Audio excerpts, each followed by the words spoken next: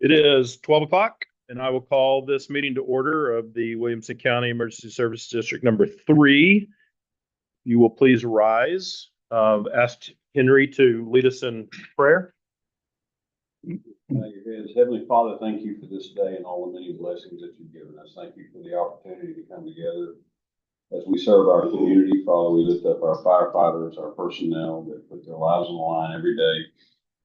Ask that you bless the proceedings, that we as commissioners, using wise judgment, provide the policies and the necessary resources to keep our community safe. And above all, we love you, Lord. In Jesus' name I pray. Amen. Amen. Okay, pledge. I pledge allegiance to the flag of the United States of America and to the republic for which it stands, one nation, under God, indivisible, with liberty and justice for all. And the Texas flag. Honor the Texas flag. I pledge allegiance to thee, Texas, one state, under God, one and indivisible. Thank you.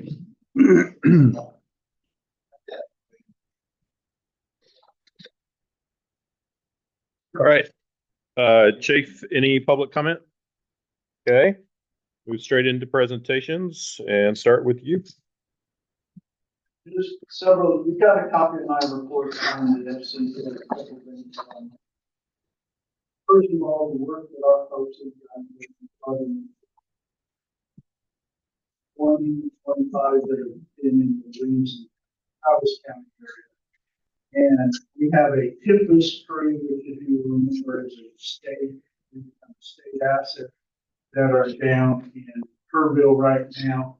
According to Chief Wofford, they are to demob Saturday, but there's a possibility that they will end up staying another week. We're proud of the work they do. Either Chief Wofford will get a note or I'll get a note. Hey, you guys are great. We really enjoy working with them.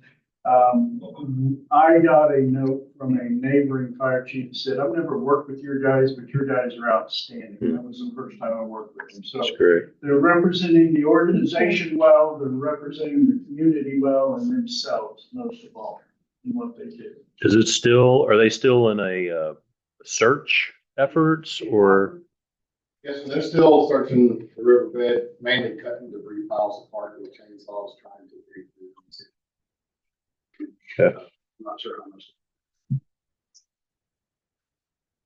So they just transition to trying to use the wildland crews that are down there to start burning a lot of that debris to try to clear it out. Okay. Can't imagine. Next item I have is just from an information standpoint, an item that Mary Ann and I have been working on, primarily me, but I've had to involve her in this process. When we start our new fiscal year, we are going to be transitioning to a new domain. We are going to go to hutofire.gov. I've done a lot of looking into that. Mary Ann was working with Thrive on that.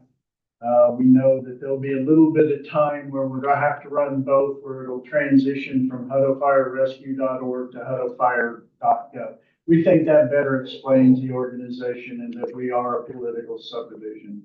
So we've got Thrive working on that, and if everything goes well, we'll make that transition October 1st. Okay.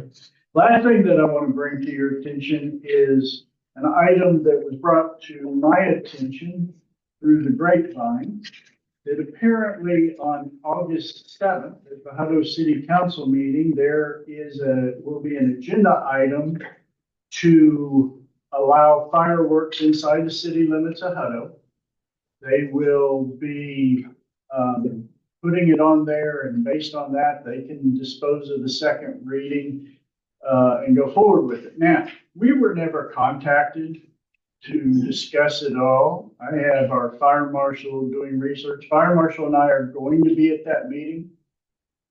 Whether the intention was for us to get an invite or not to talk about it, we are going to be there, and we're going to speak, if nothing else, under public comment about how wrong that is to do that inside the city limits. Any idea why we would want, or the city would want to allow that? I have no idea why council does what they do on many things. Okay. I mean, just Well, the fact that we've had so much drought and proximity to each other. Correct. And It's just- you look at it's scary. homes and how everyone's condensed and everything. And, you know, I always go back to the definition of Texas. It's the land of perpetual drought, occasionally interrupted by the biblical flood. yeah, So we've been through the biblical flood, and now we're gonna go back to. Back our to normal drought. Yeah. And all the good stuff out there. But, our Marshall Woods and I are going to be there. He's going to speak.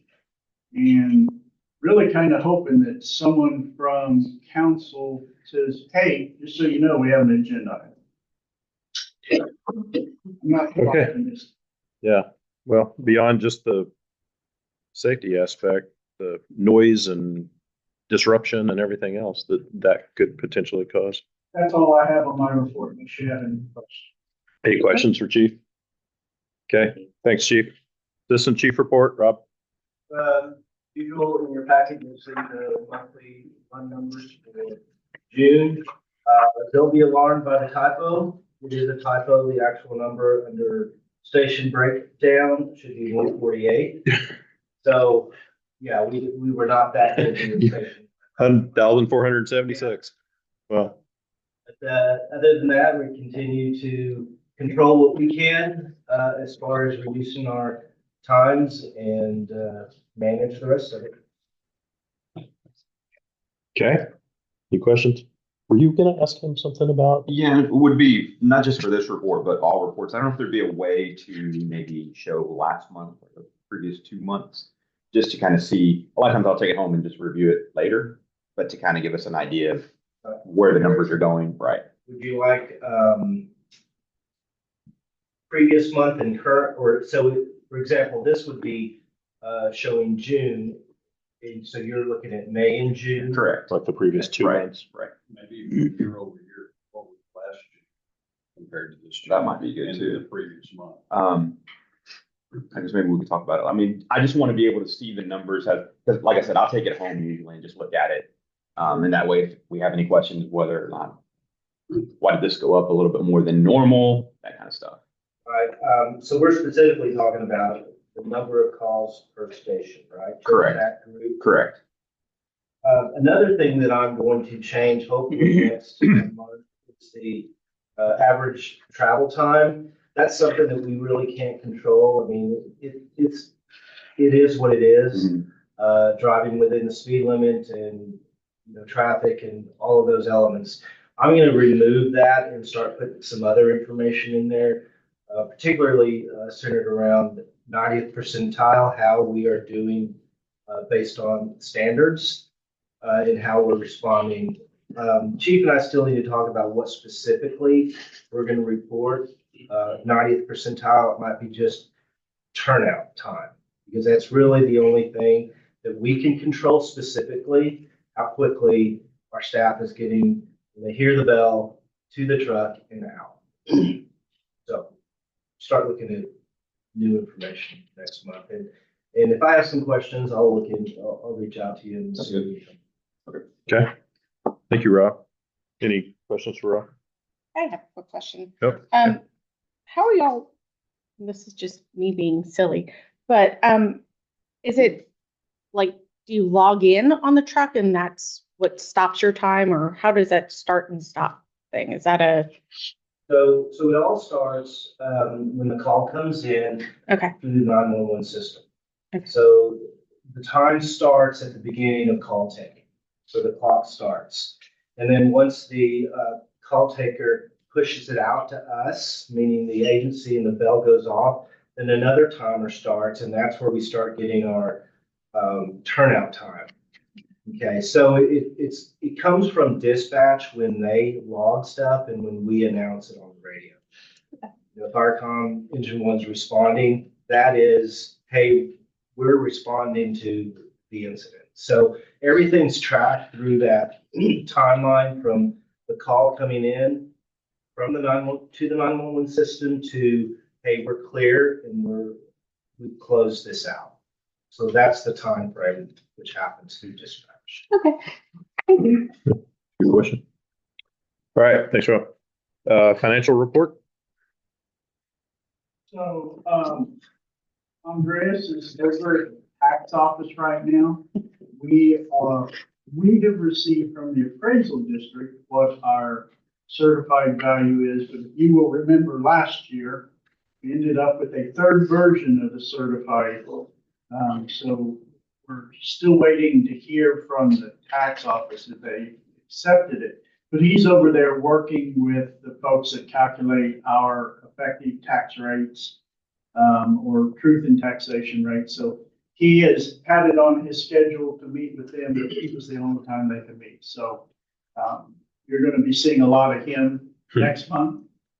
The Budget committee will see a lot of him and me over this next month, so I have him over there right now. Okay. What he sent out is just a draft of certified values that we got in our emails. We're hoping that the tax office doesn't say, oh, you messed up, and that what we sent out to you were fine.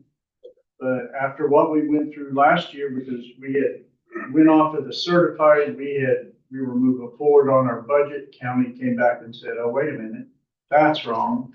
So we made adjustments to it.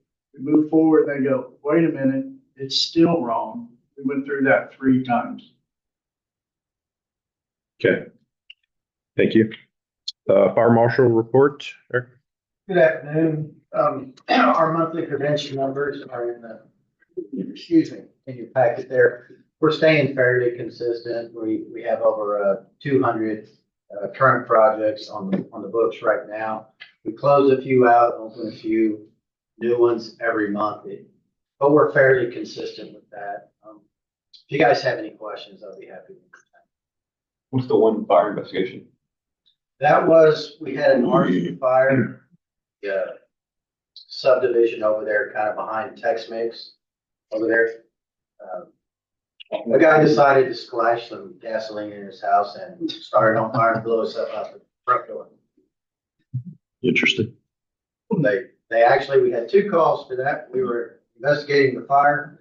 Then we got a call at 79 and 3349 for a guy who was on his way to Taylor because he burned his legs. Turns out it was the guy. Same guy. Oh, wow. Easy to put those 2 pieces together. It was. Spending a little more on that. He had active warrants on him because of this arson charge. And Hutto PD picked him up a few weeks ago on a tractor. Yeah. So he's not going to be starting any more fires in Hutto anytime soon. Oh my gosh. Bad day. He kind of had a bad day. Yes, so. And had that not occurred, it would have been Brian's arrest. I was about to ask if Brian got to be involved in that. He was involved in it. Not Yeah. I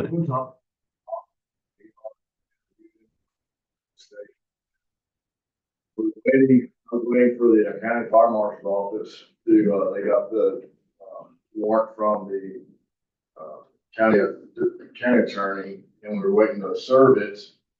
And then I got a text message from one of the guys I was in the academy with saying, hey, I just picked the guy up last night on the county. Oh, man. He owes you lunch. Yeah. Your first one's coming. All right. Thanks, Eric. Training report? I got a training report. We had 1,447 hours in June. That had a lot to do with some internal classes we did, with a couple of TCFD classes and EDM classes. That's all I got. Okay. Any questions? Thank you, sir. Federal Professional Firefighters Association report? Nobody? The only thing I might mention is to remind the board, or the vice president and the vice treasurer, that we were meeting with the association on the 8th for the next set of negotiations. Okay. Thank you. And Explorers report? Nothing new to report for Explorers. We're waiting for this new school. School to start. Okay. But that will be here soon. All right, consent agenda. Take a quick look and we'll entertain a motion. A second. Okay, have a motion to approve the consent and a second. Any discussion? All in favor? Aye. Any opposed? Okay, consent passes. Moving on to regular agenda items. All right, yes, I'm sorry, Chief. Ask that you move item 9 and 10 up because their attorney will he has another appointment. So how come he's on Zoom with us? Okay, And we would like to. okay. All right, then, John, I guess we'll do 9 first. Discuss, consider, take action on a report from the Carlton Law Firm on 89th legislative session items. Yeah, it's afternoon. So, we're going to review that legislation.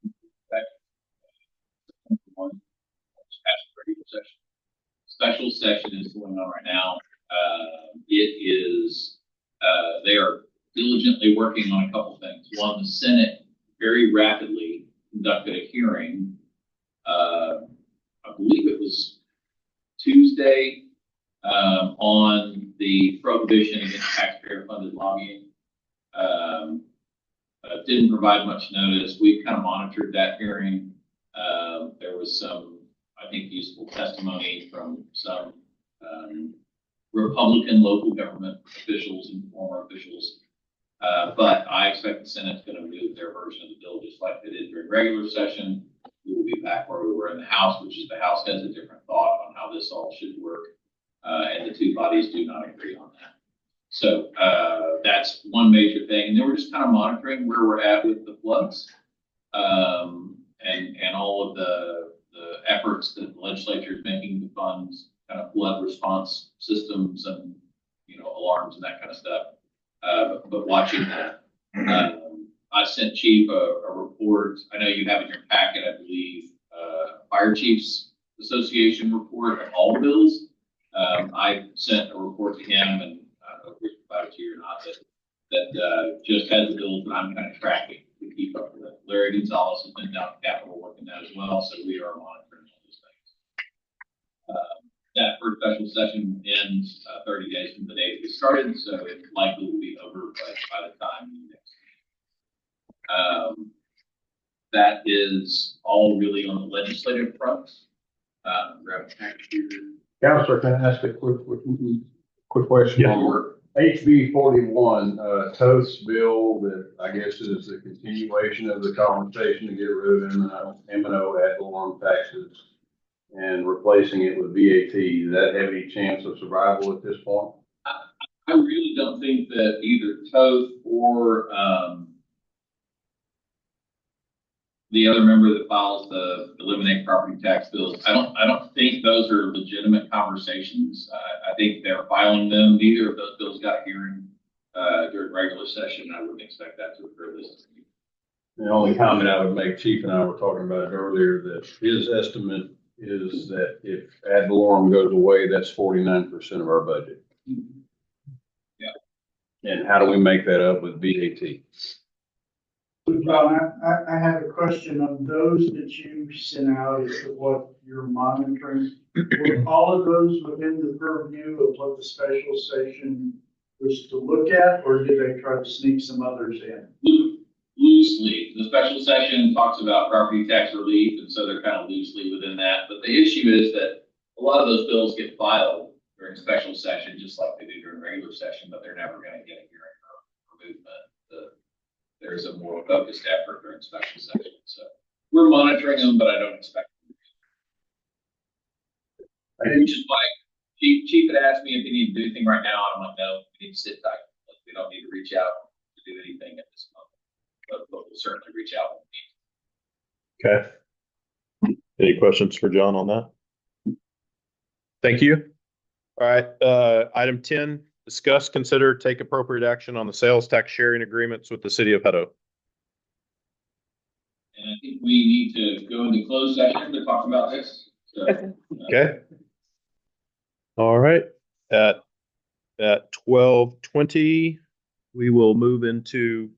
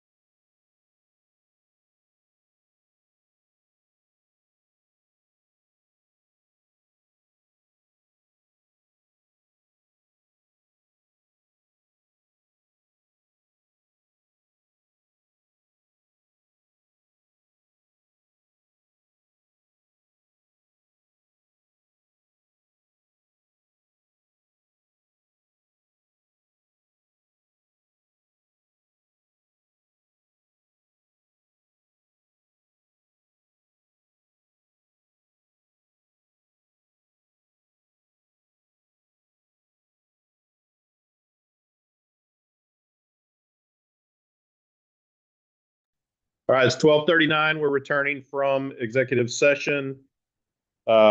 We will, we're not taking any kind of action, but we have formed a subcommittee to work on the sales tax issues with the city. That will be Mr. Gideon and myself will be that subcommittee. And then we're asking our attorney, John, to work with the city attorney on putting together a meeting with the city staff. All good? John, do you have to get off at this point? Yeah, I'm kind of double dipping, but do y'all have any other questions for me before I go? That's what I was gonna ask. Anything else for John? No, thank you, John. Chief, you good? Okay. Thank you, John. Thank you, John. Have a good day. All right. Back up to item number 1, discuss, consider, take appropriate action on the construction of the fire headquarters complex. Oh, I'll start with the warehouse. The roof is on. It's completed. Only thing we don't have is downspouts, which we will get later when we start doing the exterior materials. They're gonna start the masonry probably in the next couple of weeks of laying out the wainscot. Then we have stucco on the upper part of it. All the interior walls on the headquarters are up, just the studs. We had a good meeting the other day where we walked through with Mary Ann and the chief and Rob and everybody else, just to make sure where the plugs are and all that sort of thing. We moved some of them, got a chance to look at everything. I think it's like everybody got to see how big their space was and what's all going on in their space. So we have a few modifications the chief came up with out of that meeting. We're moving forward those right now. We're on schedule. Right now we're waiting for Encore to get there so they can run the power to our transformer. They were waiting on the city, waiting on this, waiting on that. They finally have all that. They'll start that in August. Once they do that, we'll start paving more of the site. Right now, we couldn't pave a lot of the site because of the Encore putting their power in the ground type of thing. And we're starting to work on the outside site with the detention pond and the walls and that sort of thing are also going on. So we're on schedule. Everything seems to be going well. The rains affected us a little bit, not very much actually, because of the stage of construction we were in, because we already had slabs up and roofs on. They'll start the metal roof probably in another month on the headquarters itself. But it's going well. They've got it well staffed. Lots of subcontractors are out there, so I've been impressed by the number of folks who are working on it. So it's going well. Yeah, looks amazing when you drive by it. Being on schedule, we always get this posted. Substantial completion, that point where we're able to start in December, as opposed to right after the first year where we thought it was going to go. We were having weather issues and things like that. You thinking our first meeting over there will be January? Probably. Okay. Okay. In all your meetings. Absolutely. All right. Any questions for Keith? Thank you, Keith. Okay. Item 2, discuss, consider adoption of the tax and budget planning calendar for fiscal year 25-26, authorize payment of tax process publications, and take any related action. So it's that time of year, boy. As I said, I have Andreas over there. You have behind the tab the truth in taxation document, which has our planning, our tax calendar in there. Now, if you look at, I think it's the 4th page, you will see the calendar there. It says Fire Station 1, 501 Exchange. Today's date is the first meeting, and the August regular board meeting as the meeting where we'll do the public hearing. That is, though, dependent upon what he's hearing today as to whether those certified numbers are good. But Mary Ann worked on this. Anything you want to add to it? You'll notice we'll be advertising in Taylor and in Georgetown. And then also it goes into a Williamson County tax domain or website where all local governments are listed. So if they have questions, then they can reach out to that local government. So what we're asking you to do is to first adopt a tax calendar and authorize us to send this signed document on to the tax office. Okay, so the calendar we're adopting is, The meeting of the government body to propose a tax rate, which is what you're doing today, and there will be a record vote. That's the next item. And then 828 is the government body public hearing to discuss the proposed tax rate. So in between there, just so you know what goes on, we'll be meeting with the budget committee. and finalizing with myself and Andreas will give a budget to the committee, work with the committee. They'll come up with a finalized who they will then propose or give that to the board with their recommendation on the 28th of August. Okay, We have up until September to do this, but it's at 15th, right? Up till September 15th. But it really works better trying to get it done sooner because they have to send out their tax notices the end of September. And if everybody waits till that last day, it's a madhouse and we might receive payments.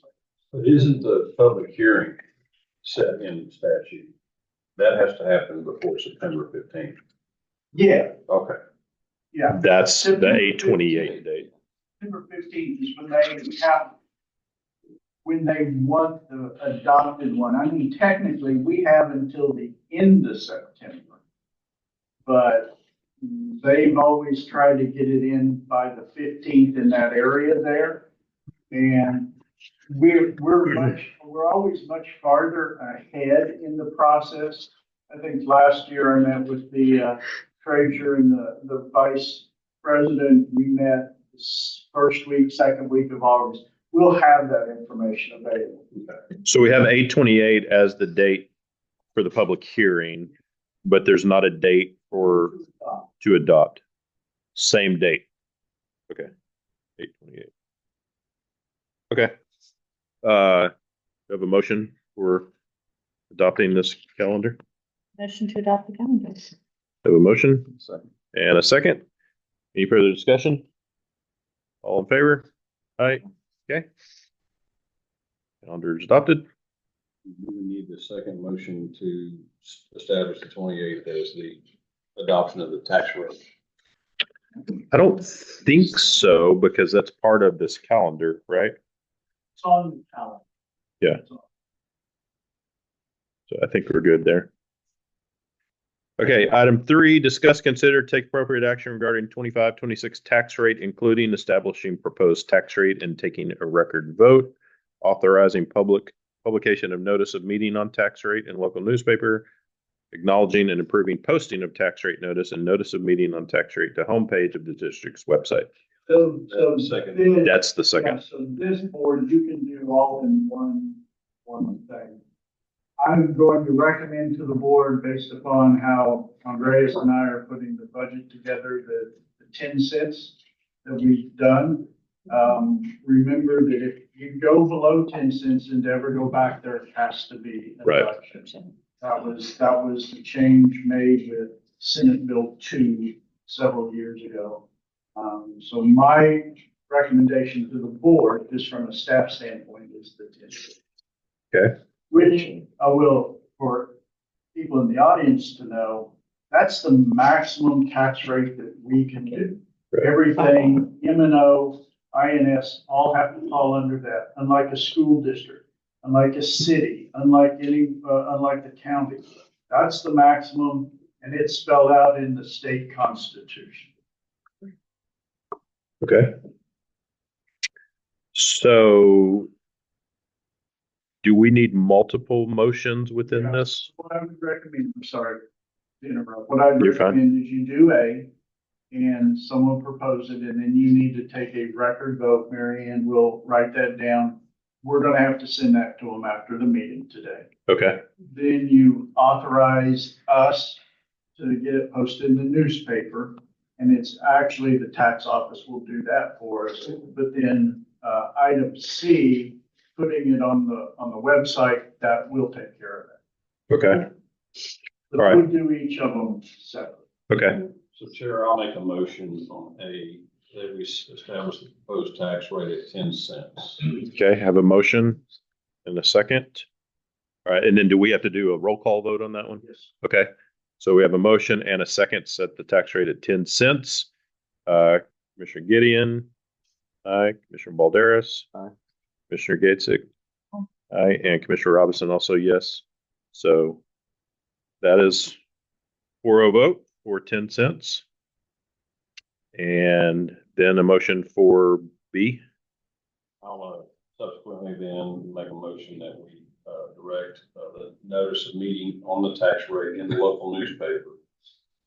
Okay. And I think C can be taken together, right, Chief? You can, yeah.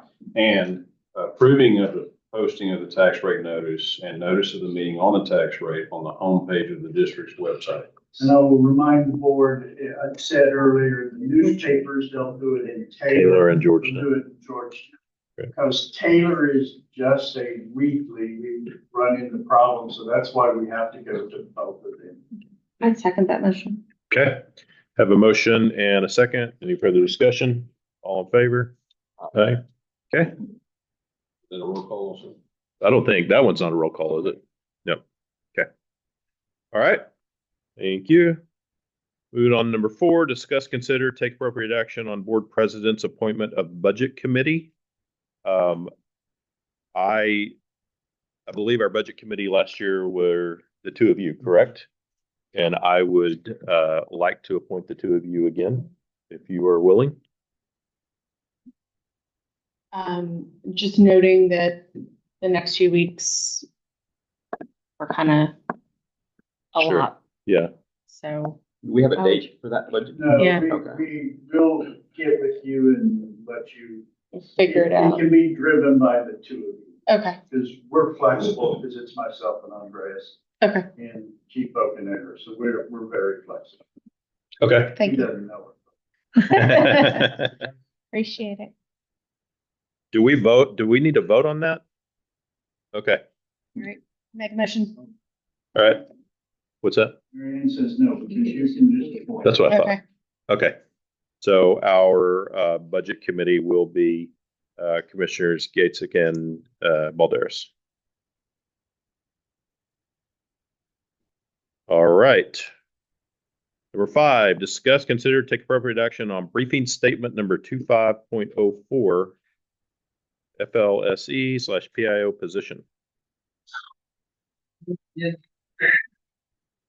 So we'd like you, the board to consider authorizing us to advertise and hire a fire life safety educator / public information officer.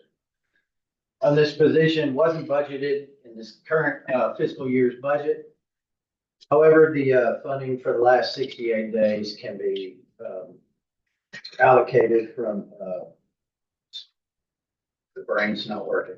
Sales and use tax. There we go. Sales and use tax or line item transfers.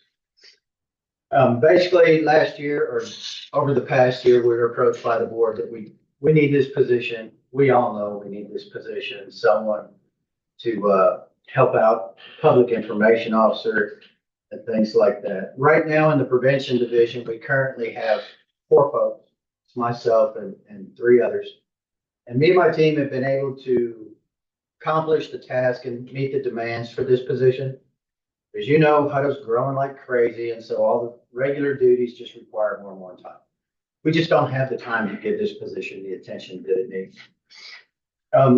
If this new position is approved, they'll be dedicated to our public education programs, Citizens Fire Academy, Junior Fire Academy, which was a great success last month, by the way. Our CPR, fire extinguisher, things like that. But as the PIO, they'll provide support for our involvement in public relations activities, special events, promotions, campaigns, other community projects like that. They'll be working with all forms of media to include all our social media accounts. And they'll also assume the duties that are required for special events or emergencies, large or small, that may take place. This position is anticipated to increase the budget by $74,000 base salary. And then when you add in benefits and all that, it totals up to a grand total of about $92,000. However, that entire amount wouldn't need to come from this year's budget because we've only got 68 days left in the budget. By the time we advertise and hire, we may only be looking, if we can get someone on before the new fiscal year or right after, we may be looking at somewhere between maybe $3,000 and $10,000 of money that need to be allocated from this year's budget. This position will also roll into included in next year's budget as well. Okay. We've already factored that in. The impact to us is the financial obligation that I just discussed, $92,000 annually, and as things go up. And you folks can, we'd like you to the strategy is authorize us to go ahead and advertise for this position and hire fire life safety educator / public information officer. Or don't authorize us to do that. But our recommendation is that you go ahead and authorize us to advertise and hire for this position. And our goal, like I said, is to, if all the stars and moons align right, we can get someone on, depending on our candidate pool, before the end of this fiscal year. But if not, we're looking immediately at the start of next fiscal year, which is October. Okay. One of the important things too that I want to point out about this position, unlike a firefighter position where they have to come in and they have to have the certifications, this is not a Texas Commission on Fire Protection required firefighter position. By being able to get someone who's good at communications and they can get out there in the schools, we can teach them the other fire life safety stuff, you know, starting with what they need to know in Citizens Fire Academy all the way up. So our candidate pool has greatly expanded with this position as opposed to if we were trying to tailor it to a small group of individuals. We've come a long way. I can remember when I was the communications director for the school district, I also helped you guys with communication. With what's going on right now down in Kerrville, this is a good example. As I said at the start, we've had 20-some folks that have been over there. Plus, I've got folks down there in Kerrville, but that information is not getting out. That's where us doing our own public information, we're going to be able to push that out. Right. Yeah. Have y'all been hearing any pushback from the public on that? Because I think y'all have posted that we've got people Oh, yeah, there. no, I don't think Okay. I was like, I hope you haven't. see that too. That's a relief, Caleb, of some duties. I lean on him quite a bit when it comes to posting, but then he's trying to do that on top of everything else. And now we're going to bring all those tasks, those jobs. We got about 5 or 6 different people all doing this. Yeah. one job Yeah. description. Well, It just makes some sense. yeah. And I feel like you guys are some of the most visible people in this community, right? And the impact, not only most visible, but most important. And what you do for this community, I think should be highlighted often. And as we continue to, as we start the program when we start the new high school, when we start that program and the Explorers Program, I mean, there's a lot of things we've talked about, how eventually we start trying to get these kids that are growing up in Hutto that stay in Hutto and want to work here. And, it starts early on with just helping create a really good, just a picture of what you guys do. So, yeah, I'm okay. Any questions? Gonna make a comment out to the management, because I haven't seen the job description, but since you said the pool is wider and there's no requirement by the state to have firefighter experience, I would encourage that the successful candidate either comes with ICS experience in comms or is immediately put into some training so that joint information command systems and those kind of things sync up. And that's going to be a learning curve for somebody that doesn't have that background. Yes, sir. And I believe the job description is in your packet. So Mhm. let's mention that. Was it in there, Marion? Oh, okay. We can forward it to you. Disregard. But yes, there are there's a lot of PIO stuff if you get into the whole EMI area. There is a PIO course through TEACS, which is based off of NFPA. There is a credential through the Commission on Public Safety, CPSC. Public safety, excellent. Public Center Center for Public Safety Excellence. There's a PIO credential in the position description. We've written in there, we're going to push you in that direction. So Okay. Okay. Any other questions? and the other thing, just, I will say this, they're going to be under Eric shot. Yeah, that's gonna be a learning curve if somebody doesn't come in with that kind of experience in the world of NIMS. So they're obviously gonna have to take their marching orders from, the boots on the ground and the subject matter experts. But the sooner that person, again, this is management, not commissioner stuff. I just know, having seen failed systems in JICs, that a comms person can hurt you. Yeah, we're going to give them a very, If you say the wrong We're gonna thing. try to take them in the right direction. Yes. That's the plan. All right, good work, Henry. Okay, any other discussion, questions? Entertain a motion? Make a motion that we go forward with this because this is something we all think we need. So we have a motion to authorize staff to advertise and hire a person to fill the fire life safety educator, public information officer position. Have a second? I'll second it. Have a second? Any further discussion? All in favor? Aye. Okay. Very cool. That passes. All right, number 6, discuss, consider, take appropriate action on rules of procedure, conduct, and decorum for all district meetings. this is a project that I actually started around January of 24, for the end of 23. Other things came up and we just kept pushing it. The board meetings have procedures. We've got them in different locations. There are different locations on the website. There's some that are in standard operating procedures.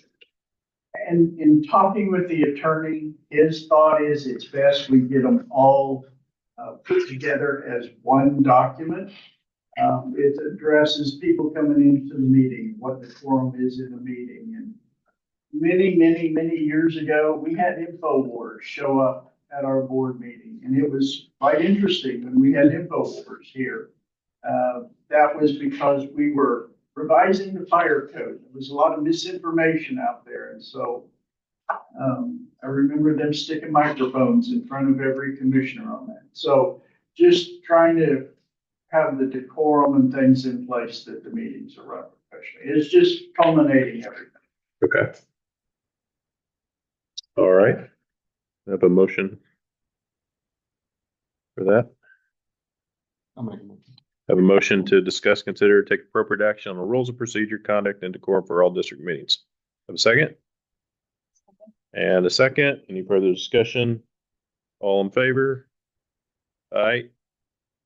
Okay. Thank you, Chief. 7, discuss, consider, take appropriate action on firefighter safety and security. Mr. President, I asked for this item to be brought forward, whether we discuss looking for any action today, but really a couple of questions that I've shared with Chief Kerwood and Chief Bocanegra. I want to read just a brief set of notes. Recent Idaho, the arson and ambush is very concerning. This is not the first time first responders have been drawn into an incident where an ambush or violence against responders has occurred. I think as a commissioner, it's important that we discuss in public the reality of repeat occurrences, the possibility of arson as a terroristic event, or the use of arson as a distraction to tie up assets and personnel. In my former role with oversight of school-based emergency operation, the thing that kept me up at night was Beslan. America is not ready for such an incident in which what we plan for in an active threat and currently in our standard response protocols in our schools is what we know. What we don't know is when we have an incident that involves distractions, that involves, paramilitary trained personnel or terrorists. And that's something that has always given me pause in my former role. I don't want to get into tactics, Chief, but the two questions that I have, and again, this could be an ongoing discussion. It may touch on budget down the road. If you could speak a little bit without getting into tactics, what training and precautions are our firefighters exposed to in terms of that initial incident response as they come to the scene and make those assessments? And then the second question, again, it's a loaded question. What should this board of commissioners need to be aware of such that funding and resources and policies are in place to proactively prepare our firefighters in the event that we see something like that happen in our community? Sure. So let me address those in a couple different ways. To me, well, first of all, I never thought in my entire career that we would ever have this conversation of firefighters being shot at and everything like that. But to me, our biggest threat that we have involves the schools, and what can happen there. And I think that was evident by the state of Texas putting armed security or police officers or whatever in the school system. We have worked with the school district on those type of incidents for many years, even prior to when Mr. Gideon, you were with the school district. We were doing things. We did a drill out at out at Veterans Hill several years ago, where we were working with county SWAT. We were working with Williamson County EMS SWAT medics and what we would do. We've had to start expanding that. We have sent some folks to the alert training, which is down in San Marcos, and I don't remember what alert stands for. It's the class that we send everybody to is the active attack integrated response. So I'm an instructor for those courses, and I kind of help out here just specifically for our district. But the actual headcount for that is 24 law enforcement, 16 EMS fire, and 2 dispatchers to have a full class. And that covers all of like those tactics of like, as we're approaching, what we're looking for, how far away you need to be to keep yourself and your company safe, and to allow law enforcement to initiate before we can approach. So it does have a situational awareness component that you were talking about. And that specific one involves every agency. So dispatch knows what they should be listening to kind of alert everybody that's going to that scene, in order to, like, for us as the fire department to know law enforcement needs to be the one that makes scene first and initiates that contact, because we know fire and EMS companies are not equipped to deal with a threat such as somebody with a firearm.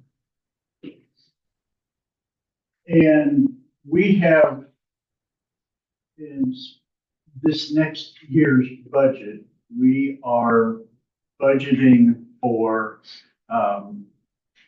vests and helmets. Lieutenant Ben Jennings has kind of been our go-to person when it comes to equipment. What do we need? Where do we need to go? And then he's working with the training staff on that. We actually got our first set a couple years ago. Hutto PD upgraded, and they gave theirs to us. But we're now going to a point that we're going to have a set for each riding position on the apparatus. I don't think that's where we were.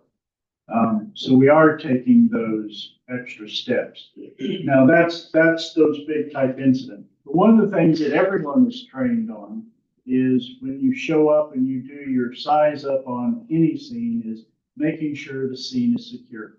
Very first thing we're taught in EMS is scene safety. I don't worry about these folks as much on fire calls as I do EMS calls where they're walking into somebody's house and you can be corralled by someone in the house. There was firefighters that were kidnapped in Georgia several years ago. They went on a med call and the shooter kept them in there and started firing at everybody outside. Those calls concern me.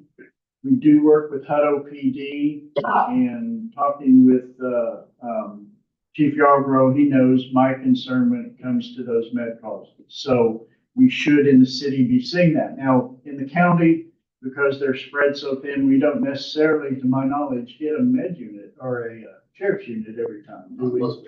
Yeah, they do request, but that may take a while for that unit to get there. So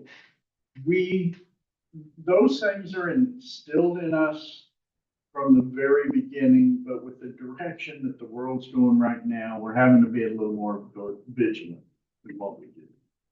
I said, wasn't really asking for anything on the agenda that would lead to action, but I would think it would, since you did mention ballistic vests and helmets, that's something that will be a budget consideration.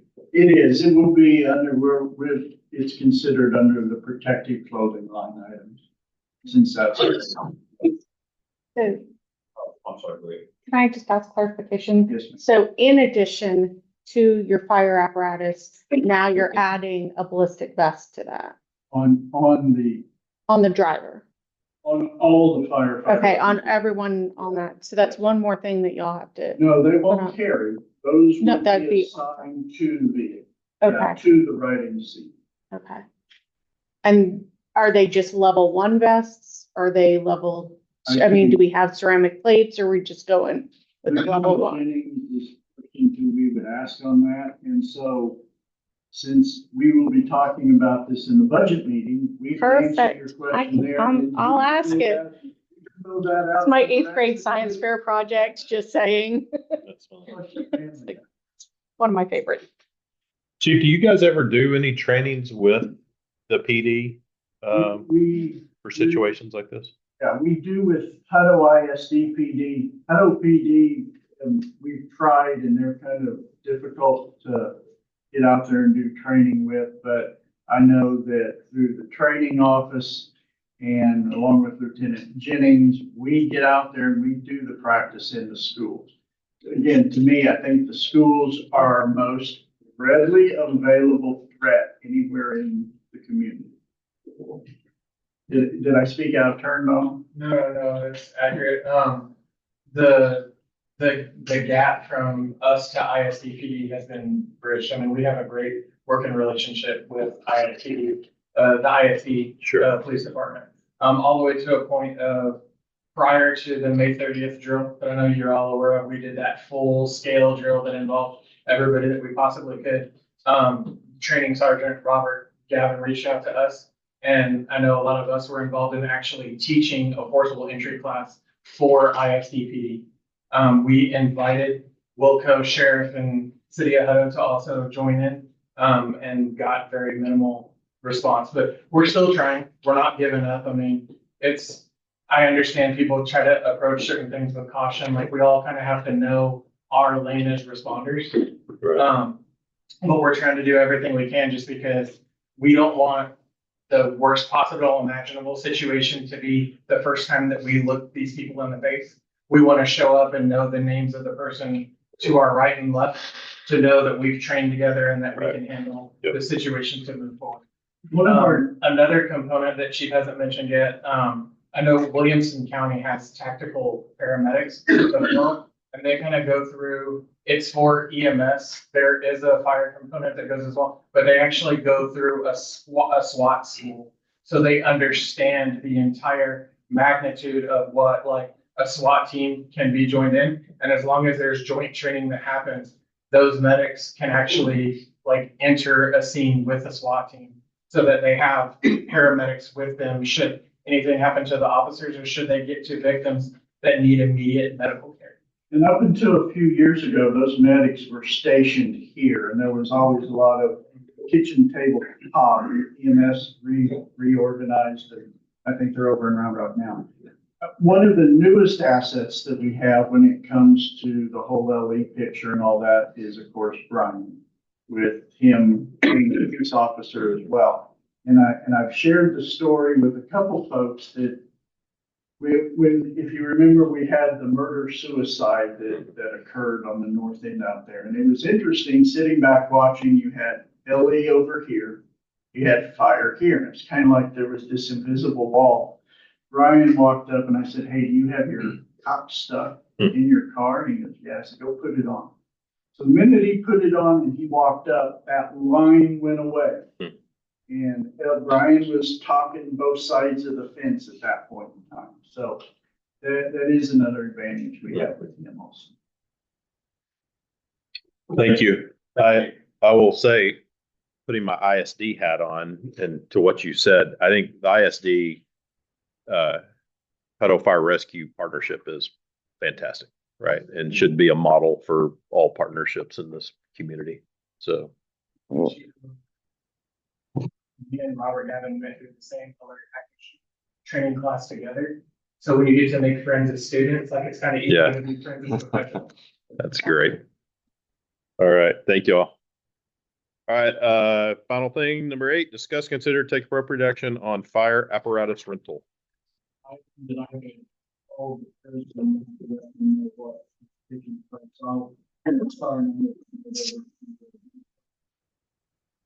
We have been trying to figure out ways on with these long times of getting apparatus. We went from 10 months, 12 months pre-COVID to 30 some months now post-COVID for new construction. Well, our plan on reserve apparatus got derailed. And so we have had to keep our apparatus in a reserve status longer than what we initially expected. Sid's Martin started a program in Killeen here a couple of years ago. They have a shop, they come in, they refurbish apparatus, and they rent them out to fire departments specifically because of issues like that. So a couple of weeks ago, I pulled the trigger on this, and we've gone forward with the rental of 1 engine and 1 ladder. We're going to take our oldest engine and we're going to retire it. I'm going to bring some stuff to you about that engine forward here in the next couple board meetings. But Chief, I'll turn it over. Sure. You got 2 rental agreements that look identical. The chief mentioned that he's pulled the trigger on it and authorized us to move forward, but I believe that if we're going to do this today, Chief, will they agree we'll sign these documents to get them moving, or is that signature going to be? I've already, in my conversation with Todd, based upon. Okay. I already did that trigger. I missed that. Sorry. So the 2 agreements. You were in Ireland or something. Yeah. So just simply the rental agreements, if you turn to the third page, you'll see the description of the 2. One is a ladder, 75-foot stick, and the other is an engine. So the hope is that once we get these delivered in place, we'll get them both ready to be our reserves, to beef up our reserve status, and make sure that we have an engine to go into when our front line go out for service. They don't necessarily go out for service because they are broke. We have a program that we make sure that all of our first out are continuously being, have a maintenance program placed on them. So throughout the year, they are constantly in the shop being reviewed to make sure that they're up to par. So that's another reason that we do need reserves to put these staff back in and as front line. So other than that, we expect August 4th to get the ladder, and I believe the 16th to get the engine. So beyond Chief's background and my background, that's what's up in front of you right now. So the rental cost does include the maintenance of these reserves. So the normal maintenance and wear and tear, that'll be on us. But if it breaks down and something goes wrong with it, yes, we will take it back to Sid's and May. And this is, I'm sorry. Is this precipitated by the fact that we were missing the ladder with the bookends and having to wait? Did this speed up that? I believe that potentially, yes, that has always been a conversation because we just have one ladder. Right. And we rely on it on every structure fire. So yes, when it's in the shop or it is out for mechanical repair, we don't have a ladder available to us. And yes, we can call for one, but time to get it here and the availability. Right. And this is for a year, right? At a time? Okay. Is it a thing, we anticipate next year just renewing it? Yes, I would anticipate it at this point, while we have all these other apparatus on order. Now, there's another piece to this too, is if we're successful in our SAFER grant and getting those personnel in, well, then we're gonna have to use these not just as a reserve, we're gonna have to rent one to staff for Station 4. Mhm. We gotta find out if we get the SAFER grant first, and then we would approach the board. Okay. And the safer grant pays for people. SAFER grant is people only, yes, sir, just for wages and benefits, and it's a 3-year grant. And the funds for this rental were, So the funds for this rental is what we budget for right now with the purchase of the new apparatus that's out there. right. Okay. If, at whatever point, the one that's on order, we have one on order? 3 engines and 1 ladder. On order. Yeah, you have a replacement for engine 2, which originally was, when we were replacing it, it was going to go into reserve status. Right. You have engine 4 and you have engine 5. So the ones that are on order, if they show up and we're in the middle of a rental agreement, can the rental agreement be canceled at that time, or are we locked in? That's what they say on their side, then I'll find out. I'll give Okay. you the answer. Okay. Chief, may I, just to give you an update on the dates that we're expecting these to come in.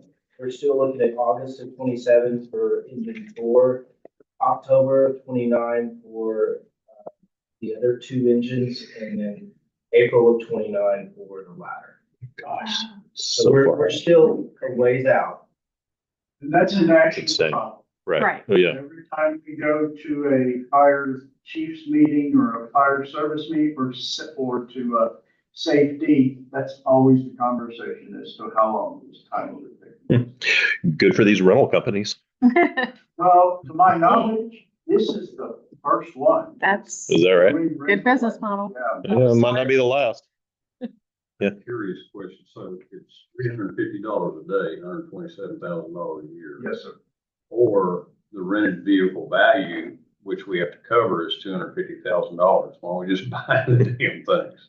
Well, ultimately, that's a decision of the board if you want to do that for a reserve apparatus. I was just looking for how do we get this started, the rentals, the starting. Yeah. But if the board chooses to do that for the reserves, that's ultimately your decision. Yeah, I mean, $127,000 for one vehicle versus to rent versus if we lost it for some reason and our insurance had to cover it, their stated value is $250,000. Do they sell? Yes, there's potential, but it's kind of volatile because they'll get them in and they'll go quick.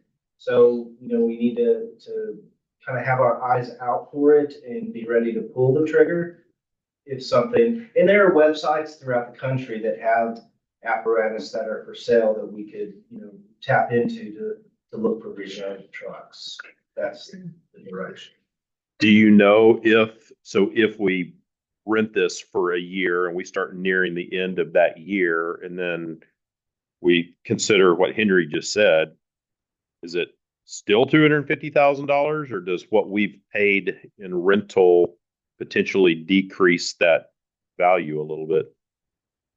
Still $250,000. I think Well- they're wanting in our insurance policy. Yeah. Yeah. To be able to cover the full value. And it's a stated value. That's not really That's right. the sale value. Okay. No, it might be a typo. All good but question. I noticed in the first call, the return date is 2025. That- That's just a that's no typo. copy. It's a typo. Okay. It's been corrected. One other Keep thing it for to very add, short this is unusual for us to deal with, as Chief and I often. talked about, and this may be a norm for us, not so much the rentals, but coming to the board and saying, okay, now we've dealt with engine two, that's coming up, and we're dealing with our reserves, and now from the times, the due dates, the production dates, we get to station 5, now we have to start looking at engine 3 perhaps, or engine 1, to stay ahead of these production times so that we do get them when we need them. So just at that point. Yeah.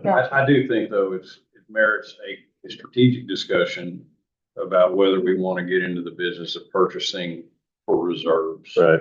And I think once This is that an interim step. rental agreement Right. starts, we can see how those, I mean, maybe halfway through, you guys are like, it's not even working. Yeah, who knows, in 5 years, Right. production may be back down to 12 months, who knows?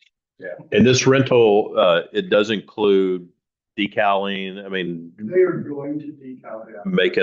making them ours, look like ours. And that's included in that rental price. Okay. Okay. All right. Anybody want to make a motion on that?